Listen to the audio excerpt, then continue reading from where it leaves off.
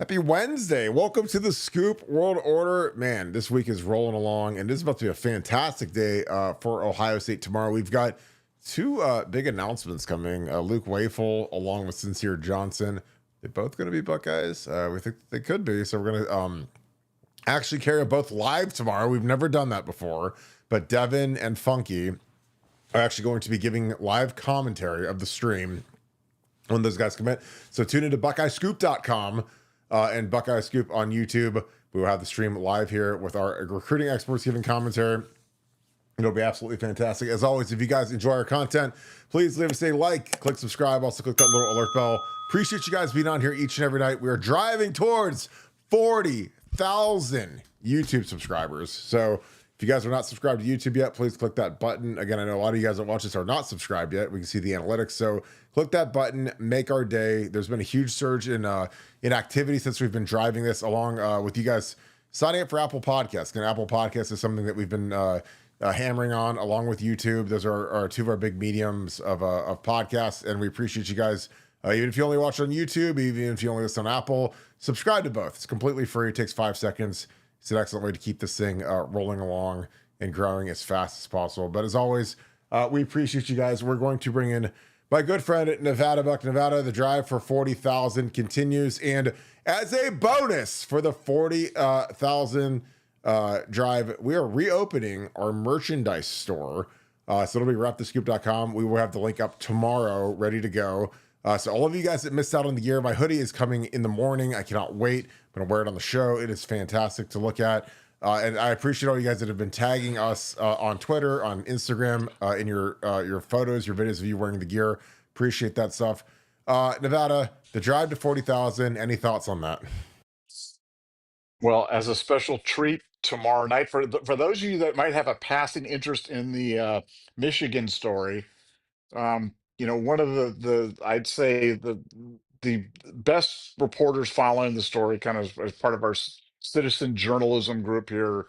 Obviously, you guys have enjoyed Justin Spiro, but Premier Drum from 11 Warriors is going to be joining us tomorrow. And like 11 Warriors, kind of a competing site to what we do, but you got to give them credit when the credit is due and where credit is due. They've done some great reporting on this, and Premier Drum has really been leading that, been kind of the tip of the spear in terms of breaking some great stuff on the entire Mission scandal.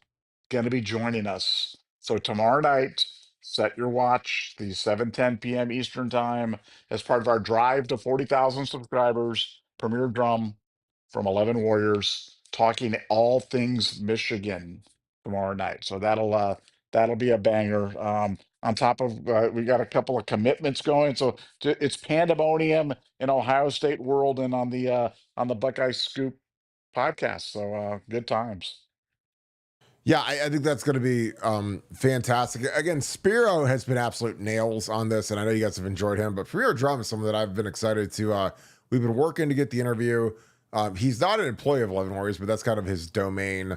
But we're excited to have him on here. Again, he's like-minded as us. He's sharp. He's got great sources. So I think you guys are really going to enjoy that. Again, the Michigan episodes are always fantastic when we get some new intel. I know that you guys get excited about that. And also, I'm going to say, I apologize for missing last night. I went to the governor's mansion with Mike DeWine, Jim Tressel, and I think about 200 of my teammates were there. I'm sure you guys have seen probably photos on the internet, but it was Jim Tressel called. He asked me if I would come. Did not want to go, but if your former coach who you love calls you and asks you to do something, you kind of got to do it. So I apologize for missing the podcast last night, but we were free and clear for a while. It was a nice night. It was great to see a lot of my former teammates, and some of them are incredible and some of them don't ask very good questions to the governor, but otherwise it was a fantastic night, and it was 2 hours long, and I was ready to roll as soon as it was done. But I apologize. But yeah, Nevada, we're getting into recruiting. Last official visit weekend is coming this weekend. The camps are officially done. They had a 7-on-7 today. They had their last in-person camp yesterday, like the regular recruiting camps. And the last official visit weekend is this weekend. And I'm telling you, I've been a coach. We never had summer officials, but I know what it was like when we had that last day of camp, because, man, you're on the first thing smoking out of the Woody Hayes to get out of town and go to Maldives or whatever, as far away from the Woody Hayes as you can possibly get with your family, to get that last little bit of recharge before the season starts. But What is your take on what's going on in recruiting? Because right now, I think that there isn't a program in the country that has more momentum than Ohio State. I think it's palpable. I think that, when kids are sizing up their options and what can Ohio State do for you, and not just you, in the old holistic, develop you as a person and great business school, blah, blah, blah. But like NFL development, along with the culture of the program. Like, are you going to have fun there? Are the kids cool there? Nobody can talk. No one can touch Ohio State at this point. But what are your thoughts on some of the momentum that's been building in recruiting over the last couple of weeks during these camps? Well, look, I mean, we're heading into a huge recruiting weekend this weekend. We got, one of the biggest recruiting weekends of the year. So, no rest for the weary at the Ohio State thing. And look, we've been laying a lot of foundation. We've been, with using the seeds, and now we're getting ready to, to cut down some of the trees because we've got a couple of big commitments coming. You've got Sincere Johnson, the linebacker from Glennville, Buckeye. You've got Luke Waffle, whatever you want to call it, from New Jersey. Now, this one's been an interesting story because Steve Wiltfong, who he drops his Fong bomb, which I call the Fong wrong now because he's so often wrong. Had come out. The Ohio State's felt like they've been leading for Luke for a while. Uh, Wilfong came out with this thing saying he thought USC was the pick, and so then you watch everybody in the Ohio State beat other podcast. Oh, USC's coming on USC. All they're doing is reading Steve Wilfong's stuff. They don't have any information. They're just reading Steve Wilfong stuff. So then today, or in the last 24 hours, Wilfong has switched back and gone, well, no. It looks like Ohio State's come back in the lead. So now everybody's coming back to Ohio State. But what happened with Luke's thing is that he gave his edit to Hayes Fawcett, who works with the same company that Steve Wilfong does. And then that's why Steve Wilfong changed his thing, because when he gives the edit and says, hey, put the angel wings on the Buckeyes and put little devil's horns on all the other guys and me tromping them into the dirt with a pitchfork or whatever, that's how Wilfong knows. So Luke's group is upset because they leaked the information about where he was going and about the timing of his commitment, because the commitment tomorrow was supposed to be kind of a surprise.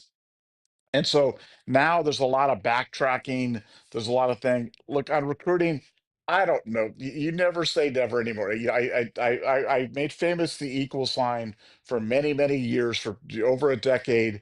Um, as kind of the part of the Nevadabuck calling card. But with NIL and with everything, you never can say never anymore because things can change with a phone call. But all I can say about Luke is that Ohio State feels good. Ohio State plays great defense. Ohio State's a lot closer than USC.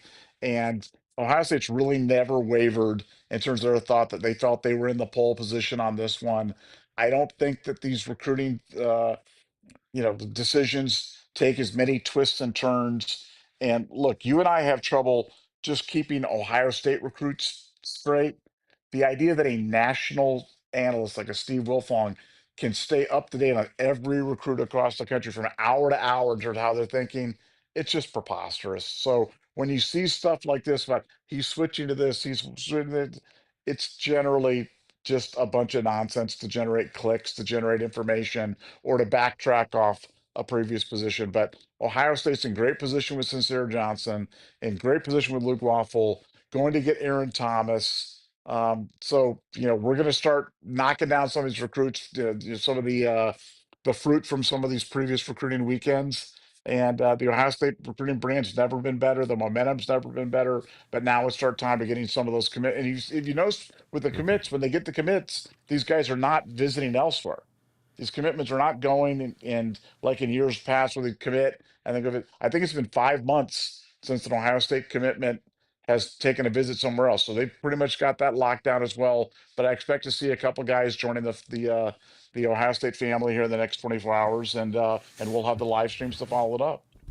Yeah, and again, I hope you guys are getting familiar with Devin and Funky and B Moses and Mello. We've had a ton of new additions that help out on the site in our our shows that we're developing. I mean, obviously we're still the flagship with Nevada and I, but it's nice to give people that are talented and young a platform like this, and they've been killing it. So, when we need a pinch hitter, again, Nevada travels a lot, I travel a lot, and all of a sudden, if both of us, which is it's very rare, we're both unavailable, all of a sudden they can step in, and they did an incredible job last night. They had a great show. It did great numbers. I think it was the highest rated podcast of the day. It beat all the other sites that have their, kind of their top line guys, and our guys that are, the guys that we're developing are better than the top line guys on every other site. So again, like Funky had the fact that Eric McFarland is very likely to reclassify. Like if Ohio State had its druthers, they would want to put him in that 27 class with Jameer Brown and have, the top 2 receivers in the country in the same class and get him up here as fast as possible. He's the best player at IMG. Again, I've been saying he's the best receiver in the country for a while, and some other guys caught up to it yesterday. But he is that guy, and he's 5'9", but he's like a Tyreek. We basically have 2 Tyreek Hills in our class, and we had him and Jameer together because that's 2 monstrous burners they're not tall guys, but they're compact and they play huge and they're terrifyingly fast, and they're not slot guys. They're the full Monty. And so, yeah, I think good shot that happens. But Funky Buck brought that to me yesterday and broke it, and that was excellent by him. He broke that on BuckeyeScoop.com. So again, I think that when you look at kind of the fact that we're going to have live coverage of these recruiting signings going forward, Devin and Funky are going to give you live analysis of it, break down the commitment, and so make sure you guys are tuned in. I think one's at noon tomorrow. I think one's at 2:30. They're already scheduled. So make sure you guys give those guys some love. But yeah, it's so funny because like with the Luke Wafel thing, and you guys can dial back 1 or 2 episodes, 3 episodes ago, there was this big undercurrent about USC and the USC insiders, and USC took the lead. And I think that USC's insiders are as bad as USC's football program right now in terms of they just have to figure out a way to generate some sort of buzz or momentum, because when they said that, I was like, well, this kid's like a 5-star-ish type defensive end, probably like a Sam Hubbard, probably not quite Joey or Nick Bosa, but like a Sam Hubbard, really good, athletic, talented, long-term NFL kid, good head on his shoulders. Why on earth would you go to USC? Which again, like 20 years ago when I played, SC they were the Ohio State. They were the meta. Like, and so like when Fred Davis went there, like I got it. Like when kids went to SC, that was the sexy school. Pete Carroll, I mean, they were monstrous. Ohio State, we were excellent, but we weren't what we are now. Now it's not even close because we national champions, most guys drafted, and we had that. 02, we win the Natty. 03, in the 04 draft after the 03 season, we had the most guys ever drafted. So, I mean, we're kind of on that same plane, but Ryan Day and Mark Piantoni have really expanded, the reach of it. And all of the credit honestly goes to Urban Meyer, because Urban stepped in and said, okay, we're gonna act like an SEC school now. We're gonna raise what we pay people. We're gonna attract the best talent. We're gonna our kids deserve the best of everything. And again, like Tress, who I love to death, he was from kind of the Fielding Yost school of finances, where it's like, if it's good enough for these guys, if there's a hook on the wall, that's all you need for your locker. And again, I don't care. Like I was fine. I'm good with pure luxury, and I'm just as good with a Spartan living. But Urban wasn't. Urban was like, we are going to be the Aria, the Wynn, the Cosmopolitan. We're not going to be, Motel 6 anymore, but, still winning the championship. So that kind of set the table for Ryan, because again, Urban had the clout. And that's the thing. When Urban showed up, two national championships and, FU money, and Gene Smith was not allowed to say no to Urban, because Urban had more power than Gene. Urban owned Gene during his tenure. So if he wanted something, Gene had to go find the money for it. And that's just how it worked. So when Ryan took over, it was kind of like, he walked into, like utopia, like New York City. He already had the roads and the sewage and the buildings built. And, Urban walked in and it was like Plymouth Rock. There was nothing. So he got it cranked up. And then Ryan, to his credit, improved it, accentuated it, kind of rounded it out a little bit, not quite as rough as Urban was. So, and again, that could rub people the wrong way in the transfer portal era. But I think that this is the spot to be. So when a kid like Luke Wafel, who I think is a sharp kid, good family, is between Ohio State and SC. I'm like, why on earth would you ever pick anywhere other than Ohio State at this point? Again, like I know Georgia used to be good. Bama's kind of done now that Saban's gone. SC is an absolute, it's a toxic sludge like dump like on fire burning right now. So I don't know what you ever send your kid there. So it makes sense that all of a sudden he's come back to Ohio State. But again, I fought the USC insiders, 18 months ago when Scott Schrader and all these other idiots, on three, they're saying, oh God, Luke Howard, or excuse me, Will Howard is going to USC. And I was like, I don't think so. I mean, all the crystal balls came in for him to go to SC, and I was like, ain't what I'm hearing. And, and what Ryan Day's been promising. And Will was down in the hotel at the Cotton Bowl, and, Ryan met with him in early December, and Dallas, I had the thing nailed at the cross. And guess what? I was right. So I think that's going to be the same thing with Luke. Because again, you can go wind it back 2 days ago. I was like, I literally said, this reminds me of the Will Hart thing where none of it makes sense. Like when nothing makes sense, at some point you gotta fight back and say, well, why would this kid from this school with this upbringing and this background want to go to SC and play for a perennially terrible defense? It made no sense to me.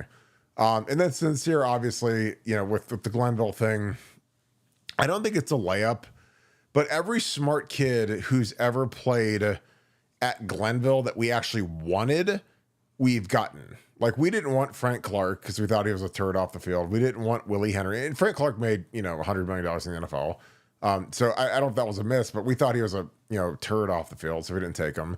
Willie Henry was okay at Michigan, wasn't great.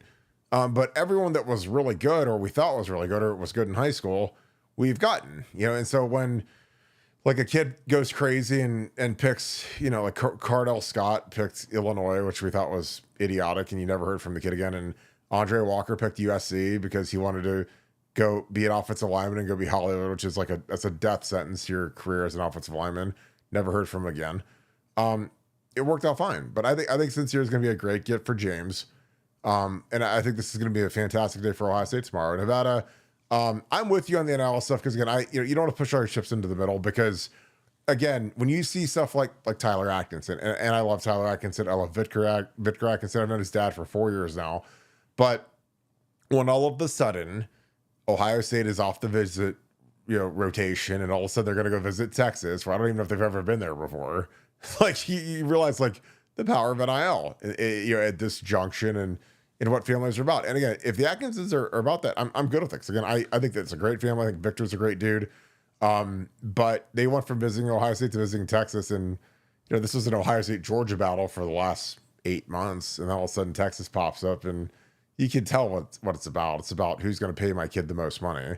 And so if we don't get them, I think we'll survive and we'll be fine. But Nevada, what are your thoughts on some of these new developments in recruiting? Well, what's old is new, and my uh, learned opinion after studying recruiting, living and dying with recruiting now for most of my adult life is your recruiting has to just be good enough, and good enough means to be national championship worthy. In my opinion, you need to be consistently in that top five, top six range. You can't be a 10 or a 12 or a 15 like Michigan or some of the smaller teams that I just think it just kind of takes you out of the game. But if you can stay up in that top five range, it just doesn't matter who the individual names are that make that up. That's just my opinion.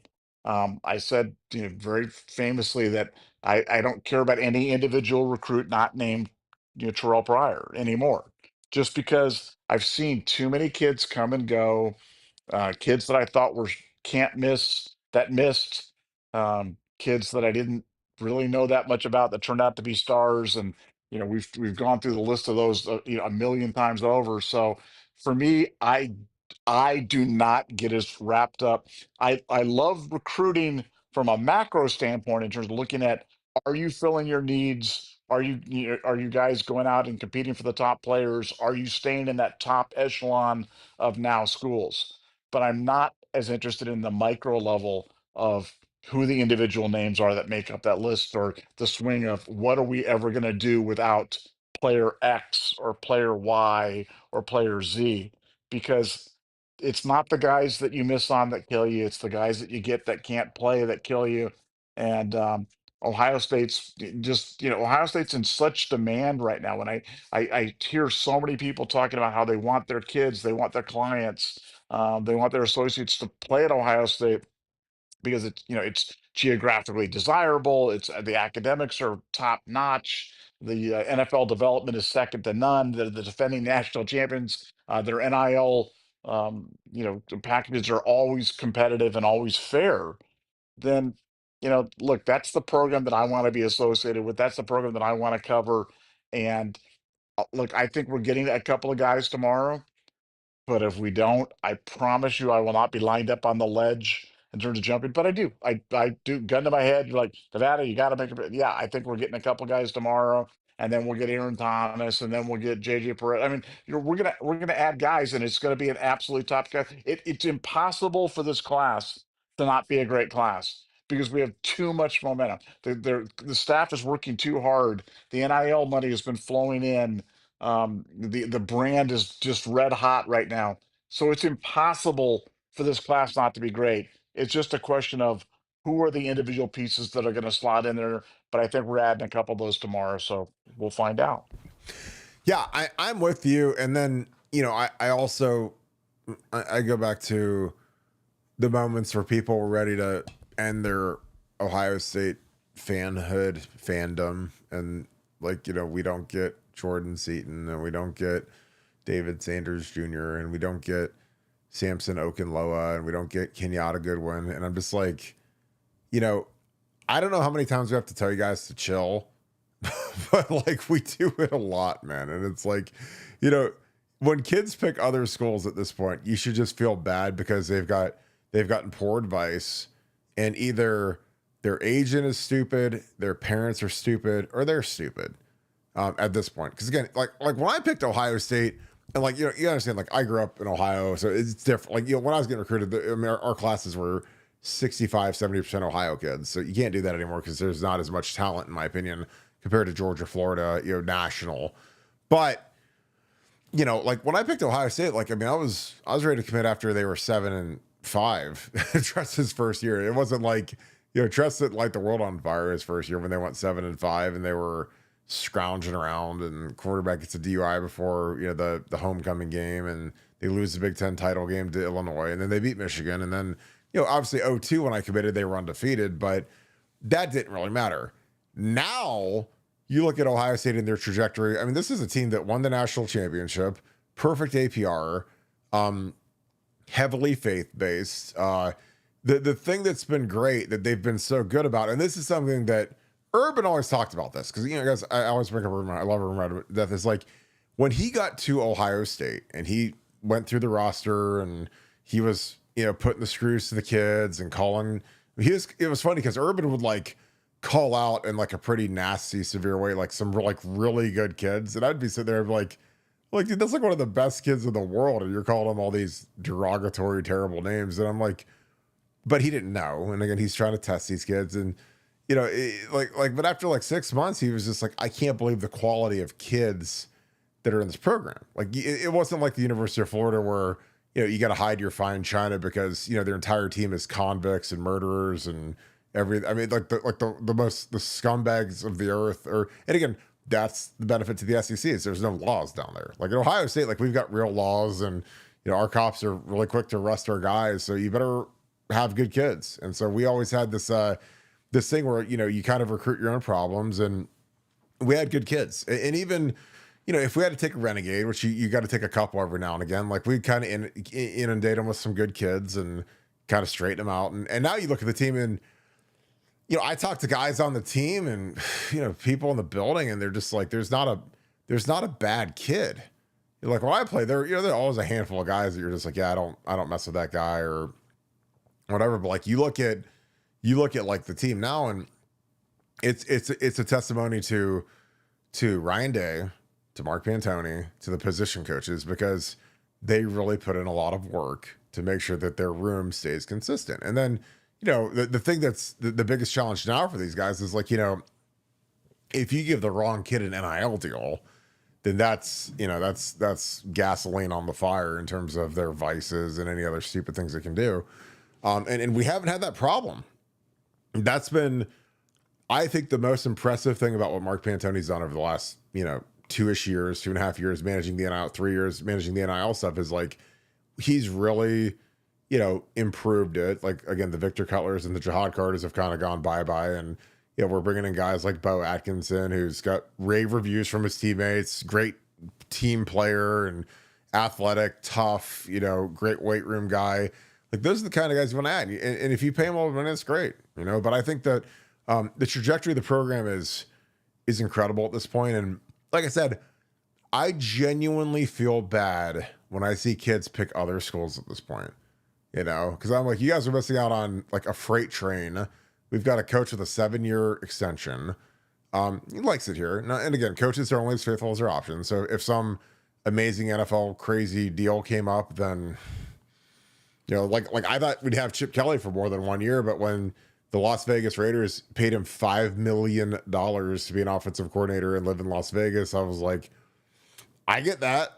I mean, I didn't think he'd leave right after a year, but if a team in Vegas gives you $5 million and you get to pick your quarterback and work with Pete Carroll, and I mean, I get that like completely. But I just love the direction of this. I love the people that watch this show because I feel like we are kind of a voice of like calm and and rationality in a world of stupidity. Because again, like people are ready to kill Larry Johnson. And I'm like, dude, he's about to pick up Luke Wayful, JJ Perez.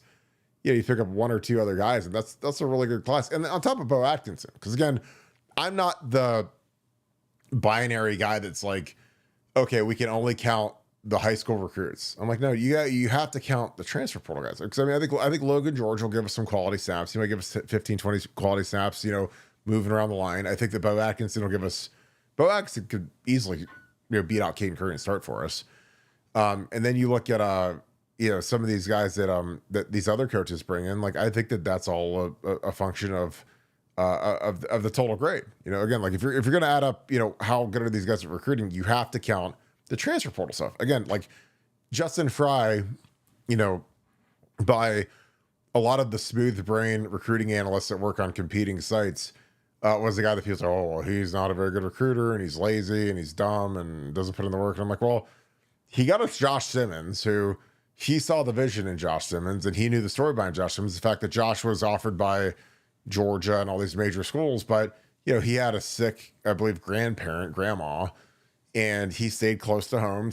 Went to San Diego State, which is way below where his threshold should have been.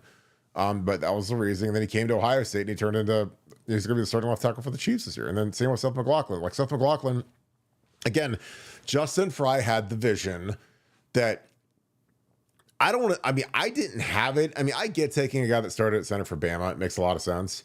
But, coming off of, the snap issues, which again, Justin and Ryan Day dug into, and they figured out that Jalen Milroe's cadence was kind of stupid. There was nothing rhythmic to his cadence, and he would just randomly clap. And, when you've got Mason Graham on one shoulder and you've got 78, the other kid that went to Miami on your other shoulder, like it's hard to hold that for 30 seconds and wait for the other clap to come. But he saw the vision. And again, Justin took a guy who wasn't honorable mention all SEC and turned him into the Remington winner.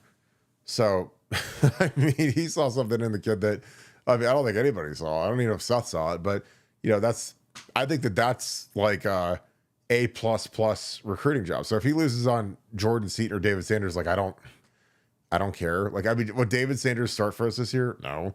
He's gonna start over Austin Sarveld or Ethan Oniano. There's no chance. I think Austin's going to be fantastic at right tackle. I think Ethan's going to be an all Big Ten left tackle. So, but yeah, I love the trajectory of this team. Nevada, any thoughts? We could dig into some super chats. Well, no, but I think you made a really good point about the quality of the guys, and it's kind of funny because if you think before we won the national championship, the quality of the players on our team was almost kind of a knock on the team. That our team was too nice, too spiritual, which is kind of a code for soft. And it's kind of interesting how the Ohio State team can be seen as, we've got too many choir boys. We don't have enough ruffians. We have too many scholars. I mean, the APR thing became almost kind of like a dirge, like, well, at least we've got the perfect APR. We can't beat Michigan, but we got the perfect APR. And, I love the fact that that's our team. That's, so much of being an Ohio State fan is about affinity and how it makes you feel as a fan. Whether you went to Ohio State or whether you're, like I didn't go to Ohio State, but I love the Buckeyes as much as people that did. And most, I think, a lot of the fans didn't go to Ohio State, but when you have a program that you're proud of and that you're proud to, wear the gear or to, to go root for, it's a great group of young men. But, as you said, that doesn't happen by accident. That's the kind of kids that they're recruiting.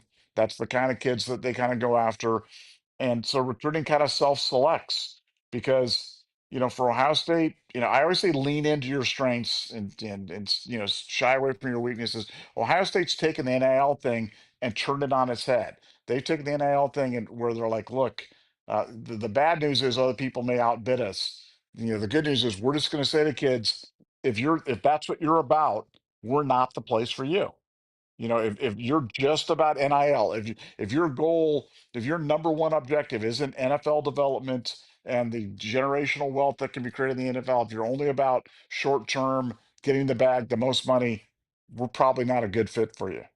And when they do the takeaway like that, it's a very effective selling strategy. And Ohio State does it better than anybody. And I think it was a very clever gambit on their part to do it that way because, Ohio State is a premier brand. People should want to be Buckeyes. And, Jim Tressel used to say, I only want players that want to be Buckeyes. And I always felt that was a little bit of shorthand for we don't want to recruit really hard and we'll let the kids kind of recruit themselves and hope we get a lot of Bobby Buckeyes like Burt Carton out of Massillon, Washington and stuff. But Washington, I come on. Washington? Perry. Don't call me Perry. What are we talking? Washington, man. I'm I hate sorry. Maslin. I think we have Maslin I people that know. watch the show, and I appreciate them, but I there oh ain't no, man. there ain't no love in the city for Washington, where I'm from.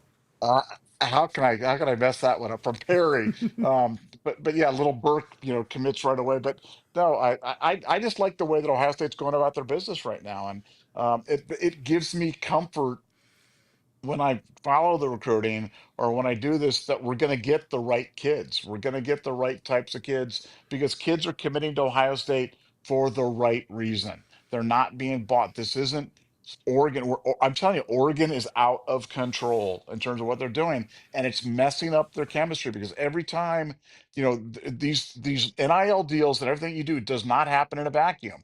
If you offer big money to David Sanders, you tick off everybody else in that room that's playing at a higher level. And to your point, if David Sanders had come and said, "I want to be a Buckeye, I'm going to be a Buckeye, I'm going to be a Buckeye," is David Sanders playing this year in 2025? The answer is no. He's not. He is just not playing. He is not. David Sanders is not better than the guys that we have. So where does that mean? So for everybody that frets about guys, I mean, look, we're doing fine. We've got a deep roster. Um, I thought last year's team was one of the deepest teams I've ever seen. And after, offloading 14 guys in the NFL, this team's, yeah, I don't know if it's as deep, but it's younger, but I think it's equally as talented. So Ryan Day, Mark Cantoni, those guys have done a great job of restocking it, not only with great players, but with great people. And I think ultimately that's what's going to make the difference for Ohio State.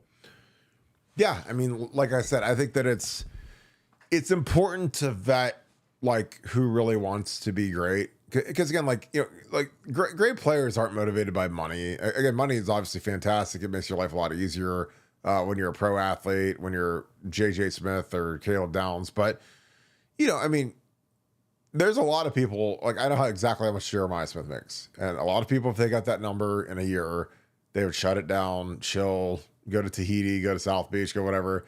JJ hasn't changed at all. He is locked in, laser focused because money can either cripple you and make you weak, or it can make you motivated to make more of it. And like JJ is like the epitome of he wants to be the greatest to ever play, and I think he can do it. And I think that that's the motivation of a lot of these guys that you give money to because Yeah, the NIL money, it's great because it makes your life comfortable. And it certainly can make your family's life a lot more comfortable, especially deferring the cost of your travel to games and all these playoff games and whatever, because that's grossly expensive, and the university doesn't kick in for that.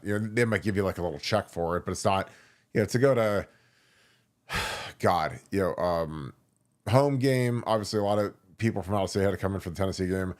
Rose Bowl, Dallas, Atlanta, especially during when they know that it's a championship game or a playoff game, like and everything gets jacked up, like it's expensive. So I mean, they're not all nice for that, but I think that recruiting the right guys is important. I think that setting the tone for the culture again, they do. There's this kind of war that Ohio State has to fight, where their big thing is, look, we're not gonna. If you're a freshman, even if you're a 5-star, even if you're the number one player in the country, we're not going to pay you more than our starters. So if you come here and we develop you and you earn it, you become all Big Ten, all American, academic, all American, everything else, then you'll get paid. Where some schools that are trying to do the inverse are saying, hey, if you show up here, we're going to give you X amount of bucks. And again, that's a slippery slope. It's very slippery. I would never do that to a kid, but some kids, they want the immediate bag. And again, there is a part of it where it's like, you do have that prevention from an injury where you can, sock away some money. And if you blow your leg out the first day of camp, then you're fine, but not fine. I mean, none of these guys are getting enough money where they could like retire forever on. But it's just something where that's what you would trade. But I just think that the kids that want to be great are going to go to a place like Ohio State. And then the thing that I would sell that I don't know if Ohio State coaches sell this, because again, you probably can't sell it. But here, this is the stone cold facts. And like, if I hope that some of these kids are listening to this.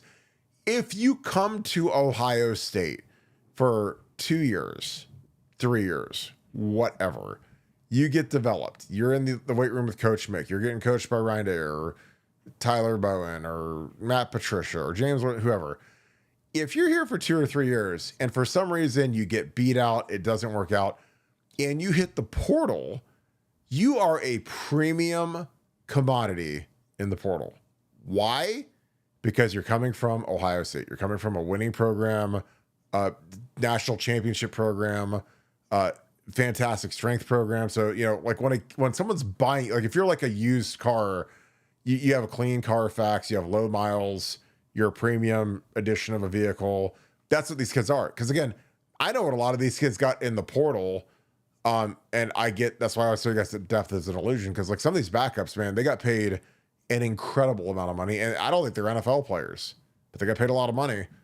Because again, like if you're trying to build a program and you can say, well, we got this guy from Ohio State and he's talented and he's part of a winning culture and he's worked with Mickey Marotti and Ryan Day and he gets it, and he'll, it's kind of like you'll overpay to be able to inject some of that Ohio State culture into your room, because a lot of these guys, they go places.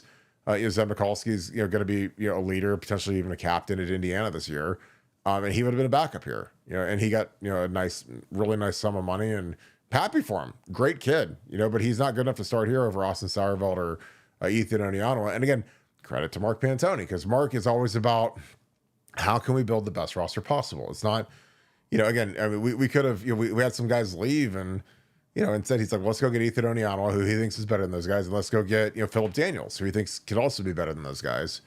So you have 2 6'7" bookend tackles that are athletic and big, and one's a senior and one's younger, and then you backfill with Justin Terry and some of these guys. And like I said, the roster management in this portal era, in my opinion, has been nothing short of brilliant by Mark Pantoni and Ryan Day, because when you have the advantage of being the premier club, again, like there's always that one really nice club in Miami or Vegas or LA or wherever, and it's like that's what Ohio State is. So when you might not let somebody in initially, like Justin Terry, and he has to go to West Virginia, a kid from Pickerington, and all of a sudden you can backfill your roster and build depth with a kid who's got good intangibles and a good project, and he's a local kid, so you're not going to pay a lot of money for him NIL wise. It's just so sharp by the guys managing the roster, led by Ryan Day. Nevada, any thoughts? And we'll get into some super chats.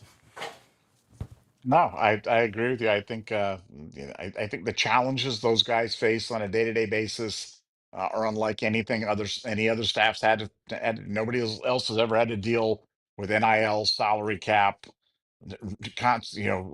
on-demand free agency. So huge props to those guys for doing it and giving us such a loaded roster year in and year out. Really, really great job by the guys. Yeah. I'm just gonna announce this real quick because Andy Joe's in here and her folks are in here. So we'll go Scoop Meetup Friday evening, 8:30 at Fenders in Westerville. That is near Central Columbus. Andy Joe will be there with her band. Her folks will be there, I'm sure. So we'll roll. So if you guys are bored or you guys want a impromptu Scoop Meetup, 8:30. It's a nice spot. It's super low key. It's our kind of place. Again, we like kind of like a nice bar and a nice, good area, good end of town. So Fenders Westerville, 8:30 on Friday. Let's go support our girl Andy Joe. Her and her folks are all in the building. So come on out and let's support our girl because she's going like a world tour right now. So we got to get out and see her as much as we can. RJ, sorry, thank you for the 5. Appreciate you, my friend. What do you think Brian Hartline might have learned under the mentorship of Chip Kelly, Nevada OH? All right, Nevada, I'll let you go first on this one. Well, I think he definitely learned, the importance of the running game, the importance of wide receivers and outside blocking in support of the running game, and for Brian, who's he's seen some really good operators in terms of doing it. I mean, with Chip, Chip was a guy that was a master of deception, of giving movement, of giving eye candy to opposing teams, and it just really confounded opposing defenses when he did it. And so I'd say that those are the biggest things that he's learned is the importance of deception, the importance of the running game to support the passing game, and the importance of those wide receivers blocking and making it so to kind of open up being the keys to those long runs. No long runs happen without the support of the wide receivers blocking and blocking vigorously. Chip gave that forcefully to Brian, and I'm sure that's a lesson that he will never forget and will carry on through the rest of his life. Yeah, I got a lot of anecdotes on Chip Kelly, and again, like Nevada and I, we're both kind of on this journey of losing weight.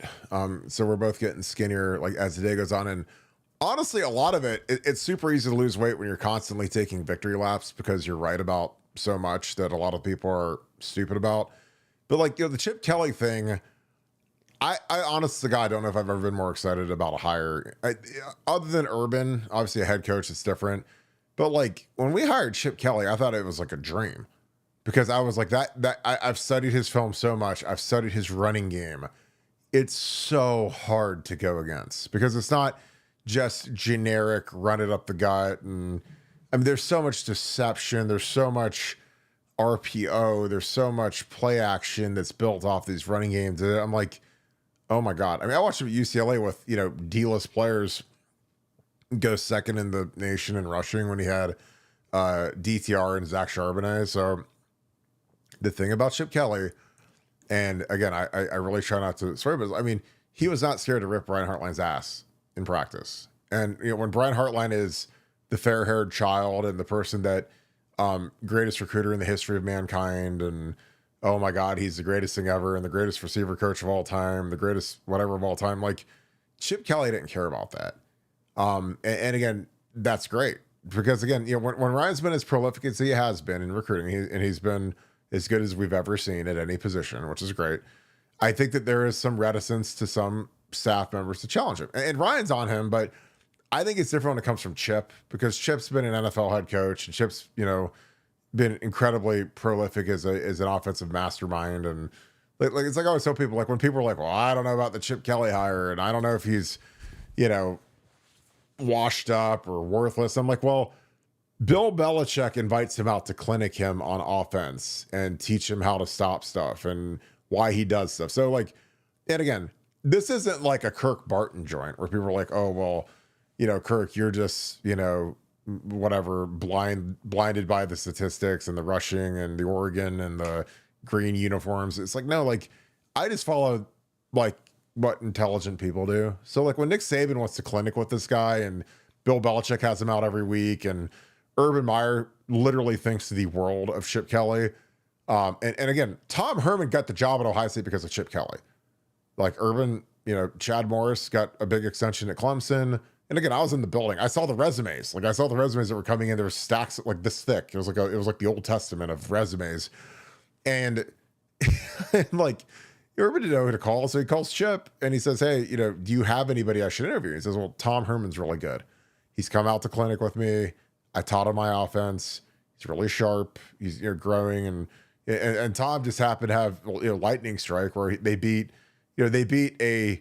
a morning Oklahoma State's like, I don't know, it was like their girls basketball team. There was a horrific plane crash like the night before their game, and they're the number 2 team in the country. They had Brandon Weeden. They had Justin Blackman, who was like a top 10 pick receiver. Weeden was the first rounder to the Browns, you guys all know. And they went up to Ames, Iowa on a Thursday night, and Iowa State beat them.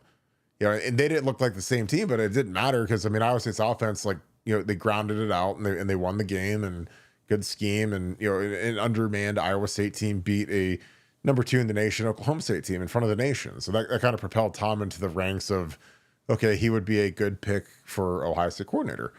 But Brian, God, it's time flies. I don't know if it's been 3 years since I talked to Brian. When I told him, I was like, dude, you got to call plays at some point. And Brian, he's still young and trying to do the best he can and whatever. But I was like, you got to go call. Like, if you're going to be a head coach, man, you got to call plays. And he was like, well, Ryan. And when I talked to him, he's like, Ryan, that's Ryan's thing. Ryan's got to do that. And I'm like, dude, like, you got to call plays. Like, if you're going to be like a serious candidate for a head coach and not just not just an interview every time, then you got to call plays. And so and there's some guys that in Urban never called plays. I get it. And Urban's 1 in a billion, but Brian also doesn't want to start off at Bowling Green. Like Brian's not going to take a MAC job. Like Brian wants to start at Cincinnati or like a real job where he can build a program and have real success, because the MAC has never been worse at this point because your top 10 guys are going to get pilfered by the SEC and the Big Ten every year. So it's going to be really hard to climb the ladder when you lose all your best players every year. But I think that Chip taught Brian the running game. I wish that he had another year here so that Brian could get another year. But Brian's not a spring chicken, man. He's 38 years old. It's time to get going. And Lincoln Riley was a head coach when he was 35. At Oklahoma, and he came to the shoe and beat us. So it's Brian's time to go spread his wings and coordinate this thing for a couple years. And the good thing about Ohio State is if you're either going to be a massive smashing success as a coordinator, and you'll probably get a really nice head coaching job offer that you're going to have to consider, or you're going to get fired. That's just how it is. If you're an offensive or defensive coordinator at Ohio State, especially like in recent times, it's like, for the most part, we've been fine. But, we've had Tim Becks, we've had Tom Herman, wildly successful, Tim Beck, Ed Warner, disasters, Ryan Day, wildly successful, promoted head coach. So we'll find out real quick. And again, I hate that he has to open with Texas, but again, he's had all year to schedule it, and he's in alignment with the staff. I mean, Keenan Bailey's like his best friend, and Billy Fessler is here, and he was an intern for a bunch of years. So there's not a lot of newness. There's some guys that might be new spots, but I think there's a lot of cohesion with the staff, and I think that that's important for Brian moving forward. But great question, OJ. Appreciate you. Dan Welch, thank you for the 5.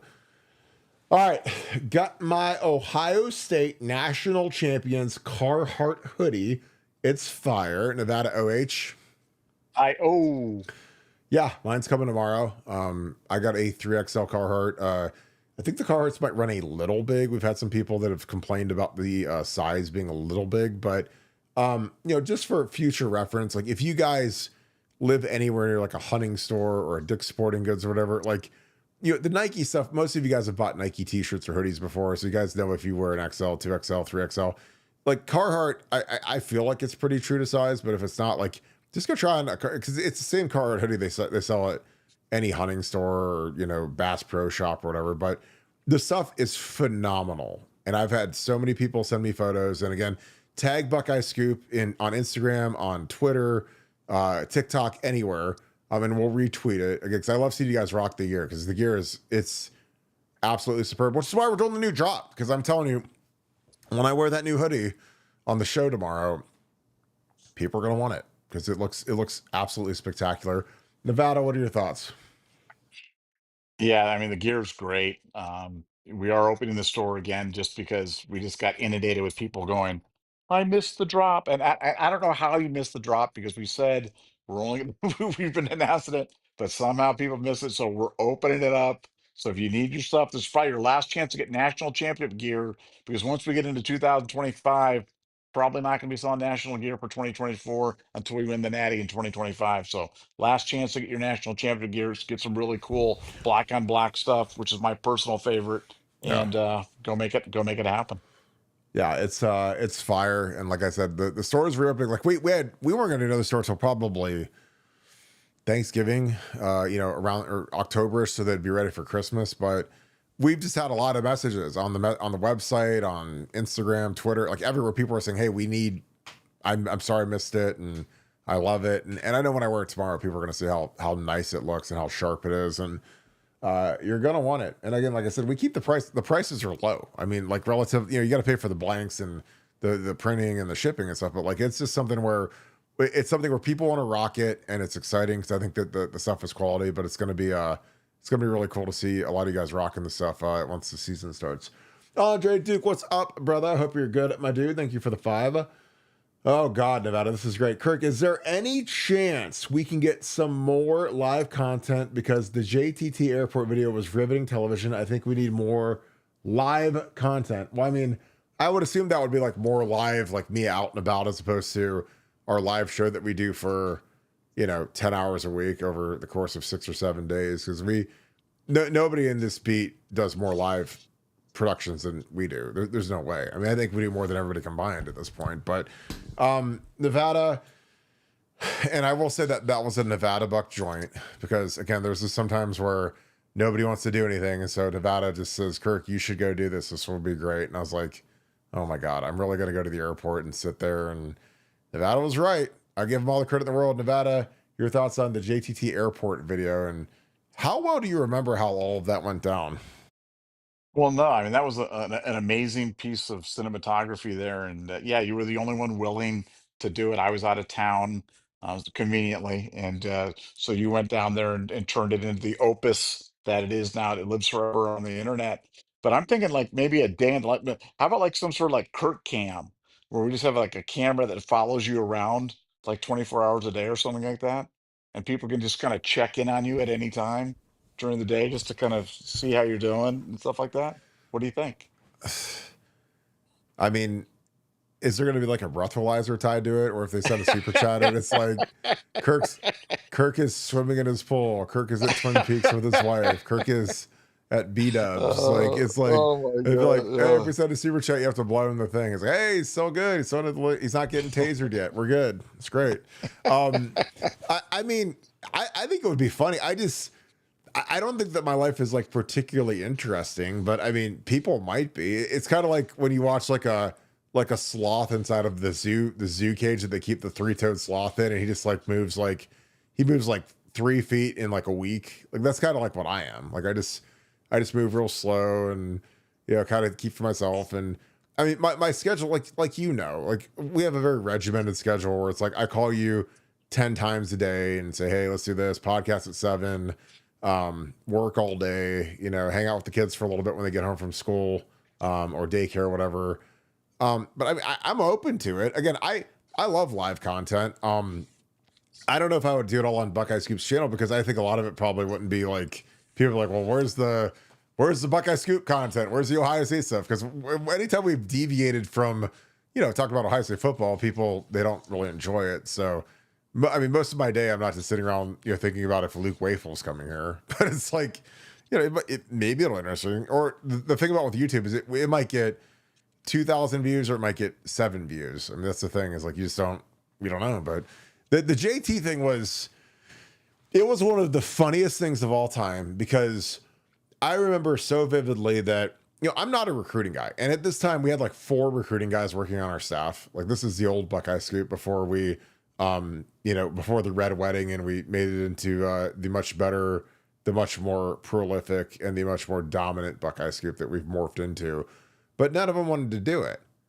I mean, we had guys that were here and they're just too lazy to roll out of bed and do anything. So, of course, like, it comes down to Kirk, well, you should go do it. And I'm like, I cover the team and get inside information, but like recruiting wasn't really my jam at that time. And plus, I thought it was just stupid and ridiculous that it was like this. But I called Clay Hall, and I love Clay Hall is the best Columbus, Ohio sportscaster who's ever lived. He's the hardest working guy. He's on ABC 6, just ruthlessly tough, sharp, covers everything. I miss him. He was on ABC 6. He's retired now. But Clay was going, and I said, well, if you can pick me up, I'll go with you. So it was me, Clay, his camera guy. And they had this like parking pass. We parked right in like the emergency exit, right next to the pickup of the front of the things. We were like waiting by the gate in the middle of the Columbus airport by the food court where they've got the Wendy's and the Steak Escape or whatever, like right in the middle. Oh, Charlie's. I don't know what it is.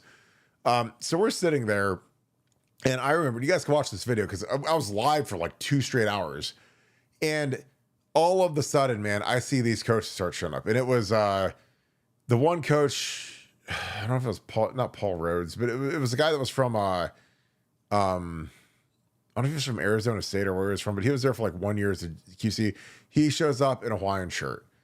Then Kerry Combs shows up in a Hawaiian shirt, and then another Pantone shows up in a Hawaiian shirt, and then then all of a sudden, like Larry Johnson shows up in a Hawaiian shirt, and these guys, there's like 20 guys in matching Ohio State Tommy Bahama Hawaiian shirts, and Ryan Day's in the Hawaiian shirt, and I think that like there were like 20 coaches there, and again, this was a weird situation because it was a midweek visit, and JT was the only official visitor. There was nobody else. So this wasn't like this weekend there's like 10 kids coming in. This was one person. So they sent the entire coaching staff. I think that there was like maybe 1 or 2 guys that were left back. I don't know if there was something that they had to do at the office or whatever, but like there were like 20 guys there in these ridiculous, Tommy Bahama shirts. And so I'm live streaming it. Corey Dennis is texting me. And there's a bunch of guys in the Woody Hayes that I knew that were texting me saying, this is the greatest content of all time. This is hilarious. That like I'm literally sitting there, and you guys can watch it. It's still on our YouTube, but like Larry Johnson walks over and he's got these like crazy looking shoes, these crazy looking Nikes on it. And I was like, Coach, what kind of shoes you wearing? And he's like, they're these like something that like they automatically tie, like they're like Marty McFly in Back to the Future too.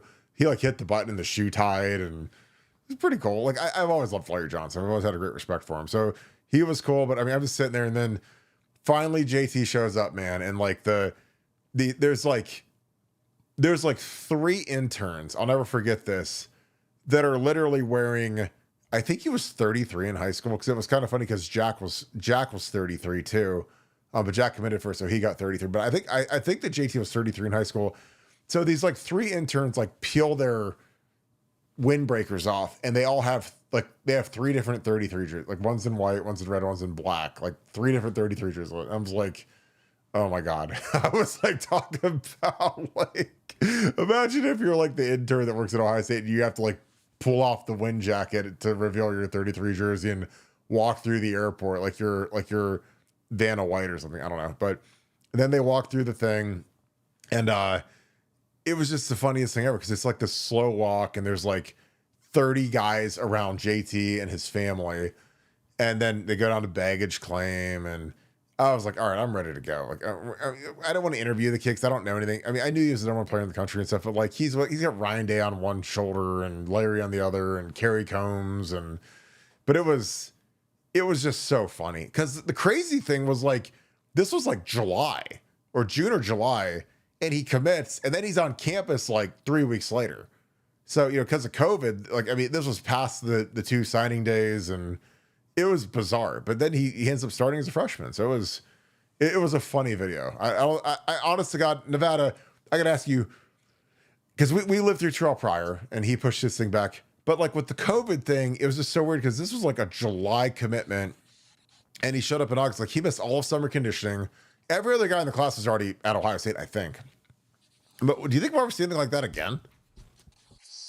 Oh, well, yeah, I think we will. I think recruiting is getting crazier, not less crazy, and I think guys like having their moment. I'm not saying JT was that guy, but a lot of kids, man. I mean, when you see what's going on at these other places where they literally have like red carpets for the kids and they do like a catwalk there, or Texas has their Lamborghinis all lined up at the football. I mean, recruiting's getting crazier and crazier. Teams are looking for more of an edge, and players are looking to stand out more and more. So yeah, I will dare say that that will not be the last time we will see something like that. And I'm sure you'll be there to take a video of that as well. So good job, Kirk. Kirk Cam lives. We're gonna have Funky and Devin and Bill Greene. We got all the minions ready to go now, man. All the little flying monkeys from Wizard of Oz are ready to go now. So it'll but I mean I'd still do it. Like when I look back at it, like you're the one that said you should go do it. And I was like, man, I'm gonna look like such a douchebag doing it. And I'm sure I still did. But it was just like, but it was just so funny. And again, we had like a couple thousand people watching it live. Like it was like, it was. I mean, honestly, at the time that it happened, it might have been our biggest live stream we'd ever did. Because I was like, I can't believe that there's this many people watching this. This is like literally insane. But I didn't mind it because, like I said, you got to go do, you got to go do what other people won't do if you want to be great. And that was something I was like, well, we'll cover this thing. And there were other people that were doing it, but they weren't live streaming it, I don't think. I mean, we were live wall to wall for like 2 hours, and it was absolutely hysterical. I'm Reese Clarinet. Thanks for the 20. Smoke on 11 Warriors, where folks connected to the NCAA Ohio and 22 Buck are saying not to expect a hammer and seem not to trust Nevada and Premier Drum. Would y'all consider hosting them to share info and show them the hammer is coming? Oh boy, Nevada. What are your thoughts on that?